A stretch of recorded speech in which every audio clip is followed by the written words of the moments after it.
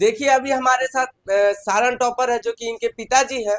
एक ठेले पे मिठाई बेचते हैं और इनकी पूरी संघर्ष की कहानी जानेंगे। ये बच्ची सारन टॉप करने के बाद भी खुश नहीं है। पहले कैसे हैं आप? मेरा नाम राजनंदिनी कुमारी है। मैं तपसी सिंह हाई स्कूल सर इंटर कॉलेज चिरान से पढ़ी हुई हूँ। और मेरे पिताजी का नाम सुभाष कुमार महतो है। मेरे माता का नाम भारती कुमारी है। मैं बचपन से ही अपने नाना के पास रहकर पढ़ाई की हुई हूँ। अच्छा, आप सारन टॉप कर गए, कैसा लग रहा मुझे सारन टॉप करने से बिल्कुल खुशी नहीं है, क्योंकि मैं टॉप 10 में नाम लाना चाहती थी। स्टेट टॉपर बनने का मेरा सपना था, जिसके कारण एक नंबर कम आने से मैं उससे कम जिला टॉपर प्रथम स्थान प्राप्त की हूँ। है? अच्छा, जिला टॉपर हो गए, एक नंबर कम से। वो एक नंबर का तो कीमत अब पता चल गई होगी ना। बहुत ज़्यादा, एक नंबर का वैल्यू क्या होता है लाइफ में, उसका तो मुझे बहुत ज़्यादा खेद है कि मैं एक नंबर कम आने से मुझे ज़िला में प्रथम स्थान प्राप्त हुआ। लेकिन मैं अपने जीवन में आगे इस एक नंबर को सोच के इस तरह मेहनत करूंगी कि एक नंबर का मुझे कभी भी अफसोस ना हो कि एक नंबर कम आने से क्या हुआ क्या नहीं। अच्छा, कैसे पढ़ाई करते थे, आपने तैयारी कैसे किया? मैंने अपनी तैयारी इस तरह से की थी, जिस प्रकार बोर्ड एग्जाम में जब मैं जाऊं तो मुझे क्वेश्चंस ऐसे लगे जिस प्रकार सारा का सारा क्वेश्चन जो है वो मैंने पहले से ही बना लिया है। तो सबसे पहले तो मैं मेरे इस पढ़ाई में स्कूल का शिक्षक का भी बहुत बड़ा योगदान रहा है, और कोचिंग का शिक्षक का भी बहुत ज़्यादा योगदान रहा है। मैं जब भी मैं पढ़ाई करती थी, मुझे कुछ भी डाउट होता था, तो मैं कोचिंग के शिक्षक हो या स्कूल के शिक्षक, ज़्यादातर मेरे सारे क्वेश्चंस का आंसर मैं ज़्यादा से ज़्यादा कोचिंग जाती थी। तो उसमें मैं सारे क्वेश्चंस का डाउट जो था वो मैं पूरी तरह से क्लियर करती थी। और सर लोग भी इस तरह पढ़ाते थे कि ज़्यादातर डाउट नहीं ही होता था, फिर भी थोड़ा बहुत डाउट रह जाए तो सर लोग उसको पूरा का पूरा क्लियर करते थे परफेक्ट से। अच्छा, मुझे पता चली है कि सर पूरे 10th में आपसे 1 रुपया भी फी नहीं लिए। जी हाँ, मैं नाइन्थ से ही सर के पास कोचिंग ज्वाइन की हूँ, एक्सीलेंट एजुकेशन। उनमें जब मैं नाइन्थ से पढ़ाई करती थी तो उस समय मेरा फ़ी लगा था, क्योंकि मैं फर्स्ट स्टेज पे उसी टाइम से वो कोचिंग ज्वाइन की थी। लेकिन जब नाइन्थ का फाइनल, जब अंत में जब एक स्कॉलरशिप का एग्ज़ाम होता है, सर हमेशा हर बच्चे से, बल्कि 1 से लेके 10 तक की नहीं बल्कि 12 तक का ही हमेशा स्कॉलरशिप एग्ज़ाम लेते हैं। तो मैंने भी नाइन्थ का एग्ज़ाम दिया था, तो सर ऐसा प्राइज़ रखे थे कि जो फर्स्ट रैंक पे जो बच्चा टॉप करेगा नाइन्थ में, उसका 10th पूरा का पूरा फ्री माफ़ रहेगा, और जो सेकंड स्थान आएगा उसका हाफ माफ़ रहेगा। तो मैंने प्रथम स्थान प्राप्त किया था, जिसके कारण मुझे 10th में एक भी रुपया फ़ी नहीं लगा था। मैं फ्री में मुफ्त में 10th का क्लास की हूँ सर के पास। में सर है बगल में। सर पहले तो बहुत बहुत धन्यवाद इस तरह की स्कीम लिए, जो भी आपने किया इस बच्ची के लिए। ऐसा क्या था कि आपने इनकी पूरी फी माफ माफ कर दी? चूँकि इस बच्ची में प्रतिभा भी था, और सबसे बड़ा चीज़, हम तो सभी बच्चों को प्रयास करते हैं कि वो आएँ और स्कॉलरशिप टेस्ट दें और फ्री पढ़ें।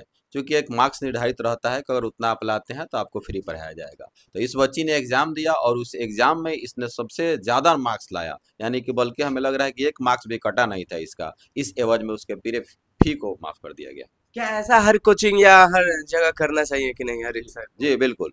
हर कोचिंग और हर जगह ये सब व्यवस्थाएँ करनी चाहिए, ताकि जो समाज में प्रतिभावान जो लड़के और लड़कियाँ हैं, जो पैसे के अभाव में पीछे रह जा रहे हैं, वे पैसे के अभाव में शिक्षा से पीछे नहीं रहें। सर इनकी घर की क्या आर्थिक स्थिति थी, आप बताइए। फी तो माफ किए, उसके पीछे की क्या कारण थी और सुधार? इनके जो माता-पिता हैं, उनका इनके घर का आर्थिक स्थिति तो काफ़ी दयनीय है, जिसके कारण एक तो अपने मामा के पास रहती है, और इनके मामा ही शुरू से इसके टोटल खर्चा को उठाते हैं, स्कूल से लेके, कोचिंग से लेके हर चीज़ों के इनके मामा उठाते हैं। यानी इनका जो वास्तविक घर का स्थिति है, बहुत दयनीय है। अच्छा, आप पिता माता पिता के पास ना रह के अपने नाना नानी मामा के पास रह के क्यों पढ़ाई करते हैं?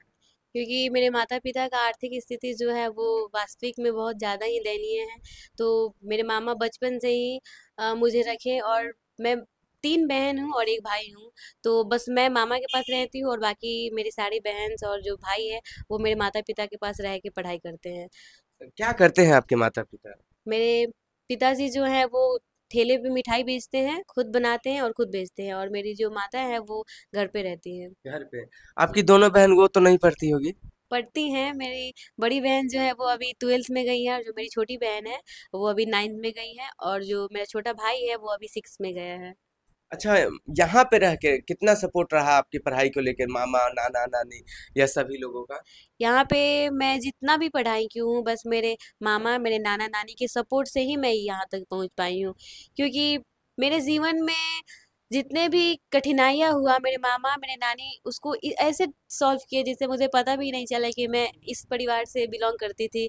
ऐसे नहीं, कुछ ऐसा महसूस नहीं हुआ, क्योंकि वो लोग मुझे किसी भी चीज़ की आवश्यकताएं होती थी तो वो लोग मुझे कहने से पहले ही वो लोग मेरे लिए वो मौजूद कर देते थे, जिससे कि मुझे बहुत ही ज़्यादा अच्छा लगा और कुछ भी चीज़ की कमी की आवश्यकताएं नहीं ऐसा हुई। नहीं लगा कि माता पिता नहीं है, अपने मामा नाना या जो भी है कैसे किसी चीज के लिए कहें कुछ कमी हो तो? नहीं, ऐसा कभी भी महसूस होने ही नहीं दिए ये लोग, अच्छा, तो ऐसा कभी नहीं हुआ। पूरा योगदान है नाना नानी सारे लोगों को, तो इनके लिए क्या करना चाहते हैं आप, फ्यूचर में क्या सोचे हैं? मैं इनके लिए बस यही सोचती हूँ कि मैं कभी भी इन लोगों का साथ नहीं छोड़ूंगी, क्योंकि जब मेरा हालात कमजोर था तो इन लोगों ने मेरा साथ दिया, ठीक उसी प्रकार मैं भी इन लोगों के लिए कुछ ऐसा करूंगी जिससे ये लोगों को भी मेरे ऊपर गर्व हो कि जिसको मैंने पढ़ाया बचपन से वो मेरे लिए कुछ की बल्कि कर रही है। मैं हमेशा इन लोगों के लिए सक्षम रहूंगी। अच्छा, राउर नतनी टॉप कर गई, अच्छा लगा था?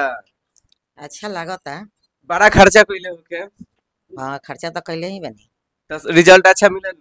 हाँ मिला, लेकिन एक नंबर खातिर तनी सा महसूस हो गल। टॉप 10 में ना आई? ना वाली। आगे भी खर्चा लगी तो पढ़ाई में लिखा है? हाँ पढ़ाई। इनके नाना जी हैं, कैसा लग रहा है आपको? थोड़ा सा मन हम लोग का दुखी था एक नंबर के लिए। चलिए, आगे चल के भविष्य में बहुत अच्छा करेगी, ठीक है, हम लोग अब पढ़ने इसके के लिए लिए आप लोग कोशिश दुआ करेंगे। दीजिए, हाँ, इनको आशीर्वाद दीजिए। आगे पढ़ाएंगे हम लोग। पढ़ाएंगे ना? जितने खर्च लगेंगे आगे आप सब देखिएगा। लगते हैं। अच्छा, ये मामा है जिनके बारे में ये बता रहे थे, अब क्या कहना चाहिएगा? आपकी भगनी जो है डिस्ट्रिक्ट टॉपर कर गई है, तो डिस्ट्रिक्ट टॉपर है तो उससे हमको अंदर खुशी नहीं है, खुशी नहीं लेकिन है? हम लोग पूरे फैमिली में जी। और मेरे घर में मम्मी पापा हुए, मेरे हुए, और जहाँ ये एक्सलेंट एजुकेशन डोरीगंज चिरान में जो राजनंदिनी वहाँ पे अपना स्टडी करती है, उनका सर का भी एक सपना था जो कि बिहार टॉप में अपना स्थान रखे और लक्ष्य रखे, जो कि वहाँ पे परचम लहराए और अपना बिहार टॉपर में नाम दर्ज करे। उनका सपना राजनंदिनी हम लोगों का सपना नहीं पूरा की, और एक नंबर के वजह से जो कि बिहार टॉप से हटकर और जिला टॉप में रैंक 1 पे आई। अच्छा, आगे तो करेगी ना, अभी तो फिर भी जिला टॉप है, उसमें आप नहीं संतुष्ट है, आईएएस बनना चाहती है, डॉक्टर बनना चाहती है, जो भी इनका फ्यूचर है, तो उसमें तो करेगी ना? जरूर करेगी। ये जितना मेहनत करे, जो भी चीज़ का जरूरत होगा, जो चीज़ का सपोर्ट करेंगे, जहाँ तक भी हम वो पूरा करेंगे। अच्छा, ये कैसे पढ़ाई करती थी, इनके बारे में आप कुछ बताइएगा। देखिए, ये पढ़ाई तो बहुत ही बचपन से ये मैंने क्या बोलते हैं उसको, बचपन से ये टैलेंटेड थी, और ये बचपन से ही 1 से लेकर 6 तक सीबीएसई पैटर्न से पढ़ी, और सीबीएसई पैटर्न ने 6 के बाद इनको 9th में डायरेक्ट टीसी लेकर 8 का और 9th में एडमिशन करा दिया गया, और बिहार बोर्ड से ये पढ़ने लगी। वो चीज़ है, लेकिन कहीं छुट्टी वगैरह होता है या कहीं घूमने फिरने जाने के लिए जिद करना, ऐसा ये सब चीज़ के बारे में बताइए कि एनी टाइम इनका माइंड पढ़ाई पे ही था? इनके पास त्याग बहुत था और परिश्रम बहुत था।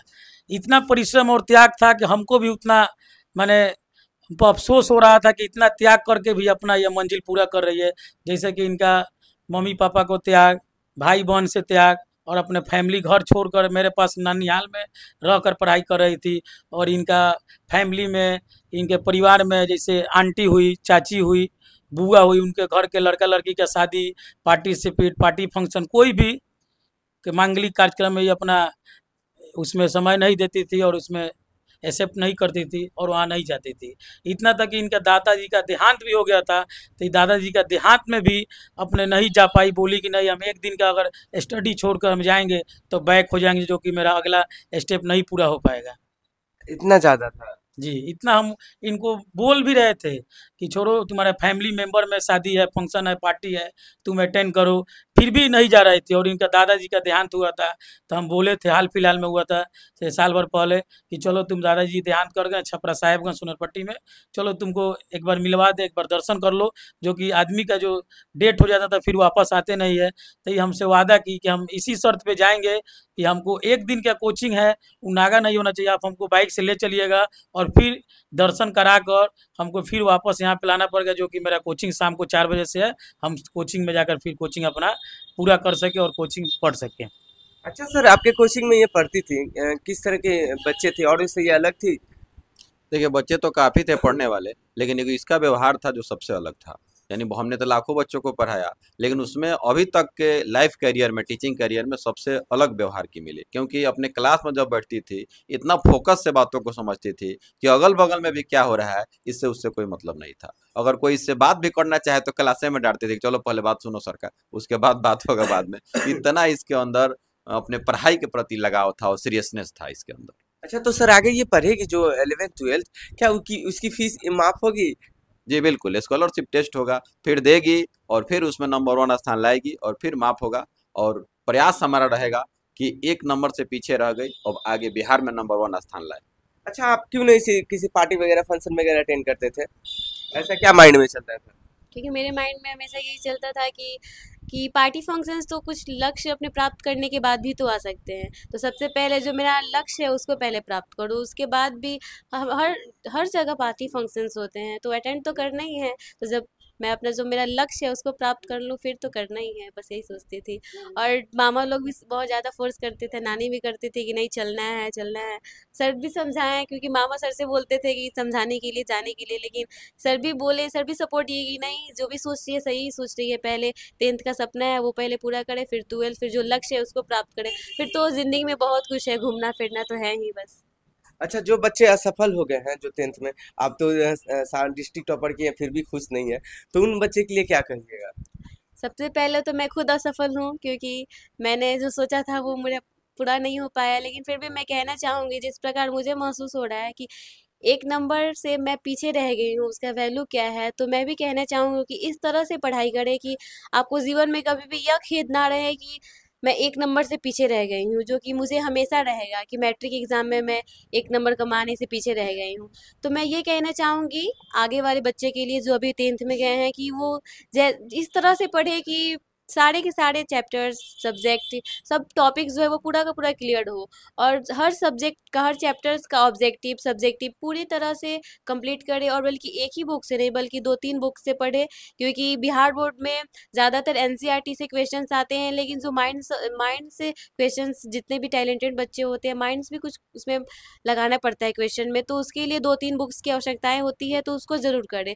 और एनसीईआरटी पूरा का पूरा क्लियर करने के बावजूद ही कोई और बुक्स पे ध्यान दे, क्योंकि एनसीईआरटी से 90% है कि उसी से क्वेश्चंस आते हैं। अच्छा, कहीं ना कहीं आपको लगा होगा ना कि कहीं मिस्टेक हुई होगी तो 1 नंबर कम आया? जी ये तो क्या है, कहाँ क्योंकि इसमें? मेरा ऑब्जेक्टिव में 3-4 जो क्वेश्चन थे सारे सब्जेक्ट को मिला के गलत हो गया था, जिससे सबसे बड़ा तो मेरे में ही कमी है, 3-4 गलत हुआ। सब्जेक्टिव का क्या बोले, क्योंकि सब्जेक्टिव कैसे टीचर्स के हाथ में जा रहे हैं, उनके माइंड में क्या चल रहा होगा नंबर देने से पहले, ये कैसे स्टूडेंट है कैसे नहीं, तो उसका तो मैं नहीं कह सकती, लेकिन सबसे पहले मेरे में गलती है कि मैंने 3-4 क्वेश्चन जो है ऑब्जेक्टिव गलत किया है, क्योंकि अगर वो नहीं गलत की होती मैं, तो मेरा अभी कम से कम अगर रैंक तो आ ही जाता 7-8 या फिर 5 तक। अच्छा, 12th में क्या करना है? 12th में सबसे पहले तो 12th में फर्स्ट रैंक लाना है, क्योंकि वो मेरा सपना ही नहीं बल्कि एक लक्ष्य बन चुका है कि मैं लाऊंगी तो बस लाऊंगी, कैसे भी करना है, कितना भी पढ़ाई करना पड़े, बस मुझे लाना ही है तो लाना ही है। अच्छा, आपके माता पिता का जो आर्थिक स्थिति है काफी ज्यादा खराब है, तो इस वजह से आप यहाँ पढ़ते हैं? हाँ, इस वजह से मैं यहाँ पढ़ती हूँ, और मेरा ये लक्ष्य है कि जो मेरे माता पिता का जवानी है वो गरीबी में बीते, लेकिन मेरा जो बुढ़ापा है उन लोगों का गरीबी में ना बीते, बस मेरा यही ये सपना है। ये बहुत बड़ी बात इन्होंने कह दिया। चलिए, मैं भगवान से दुआ करूंगा और इनकी मेहनत रंग लाए और आगे चल के इनकी जो भी ख्वाहिशें हैं, जो भी सपना है वो पूरा करें। और मेरे साथ ये राजनंदिनी जी थी, इनके लिए एक प्यारा सा कमेंट जरूर करें। तब तक के लिए जय हिंद।